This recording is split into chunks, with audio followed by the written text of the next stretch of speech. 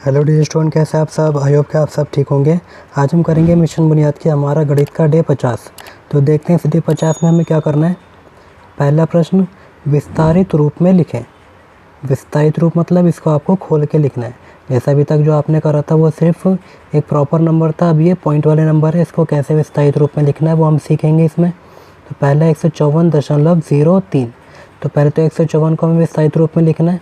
तो 154 को कैसे लिखेंगे विस्तारित रूप में। तो पहले एक को लिखेंगे, एक मतलब एक कौन से स्थान पर है, सैकड़े के स्थान पर। तो एक को 100 से गुणा करेंगे तो 100 हो जाएगा।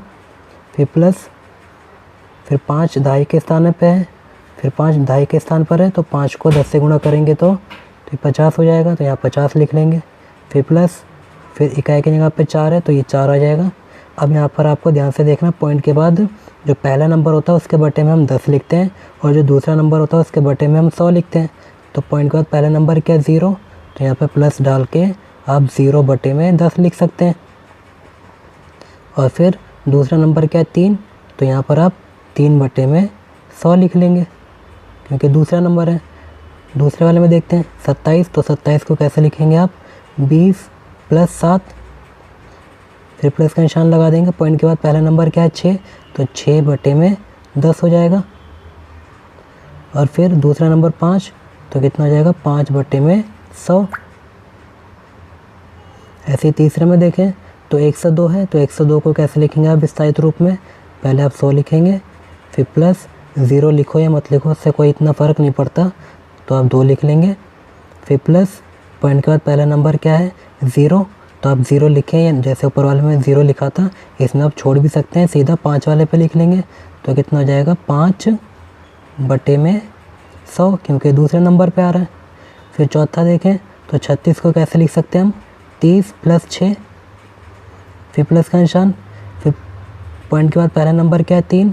तो 3 बटे में 10 आ जाएगा। फिर दूसरा निशान, फिर दूसरी संख्या में क्या है, 6। तो 6 बटे में 100 आ जाएगा क्योंकि दूसरे नंबर पे है। ऐसे पांचवा देखें तो ये तो 0 ही रहेगा, तो यहाँ पर आप 0 लगा लेंगे। और उसके बाद पहला नंबर शुरू हो गया। तो पहला नंबर क्या है, 5। तो 5 बटे में 10 आ जाएगा। फिर प्लस, दूसरा नंबर 0 है। तो ये चाहो तो लिखो या मत लिखो, उससे इतना फ़र्क नहीं पड़ रहा, मैं लिख देता हूँ, आपकी मर्ज़ी, आप लिखें या ना लिखें। तो दूसरे नंबर पे आ रहा तो हम इस पर 100 लिख लेंगे बटे में। और फिर तीसरे नंबर पे क्या है, 7। तो यहाँ पर लिख लेंगे 7 बटे में 1000, क्योंकि तीसरे नंबर पे आ रहा है। दूसरा प्रश्न, दशमलव रूप में लिखना है। अब क्या करना है, हमें इनको दशमलव के रूप में लिखना है। जैसे पहला 5 बटे में 100 है, तो इसको करने का सबसे आसान तरीका क्या है, जो नीचे नंबर है उसमें हमें देखना है कि कितने 0 हैं।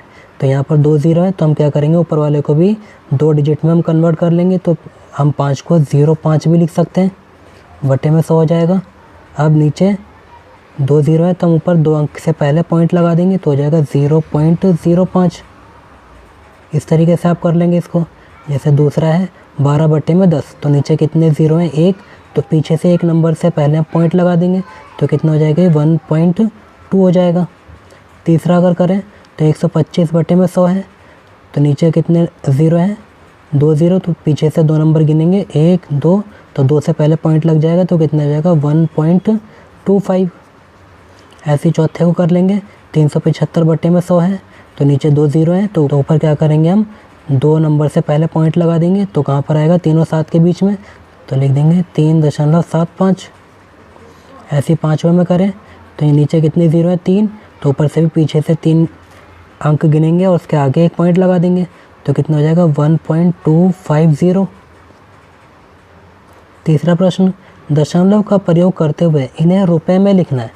जैसे यहाँ पर पहला 25 लिखा हुआ है, तो आप 25 लिख लेंगे।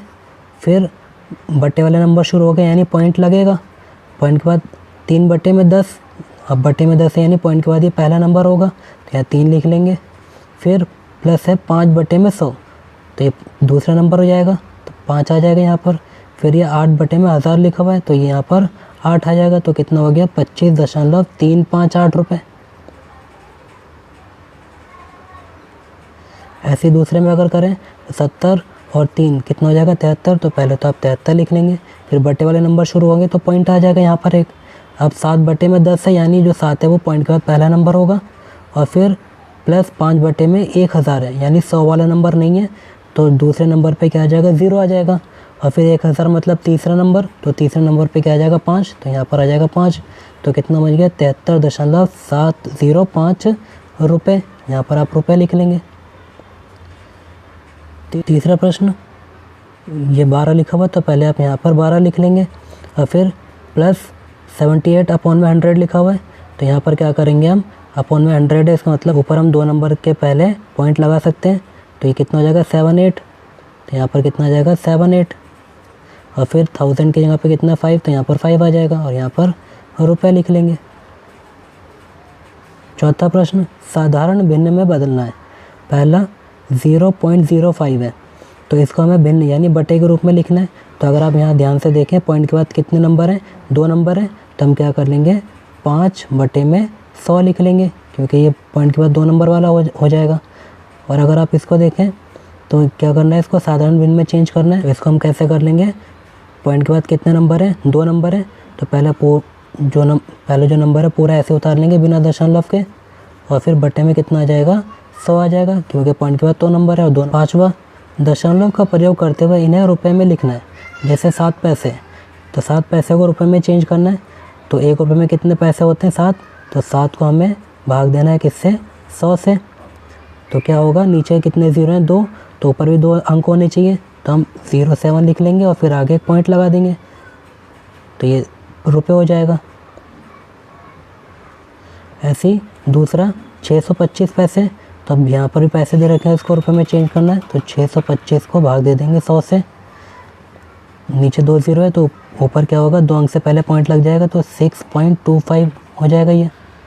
यहाँ पर आप रुपये लिख लेंगे।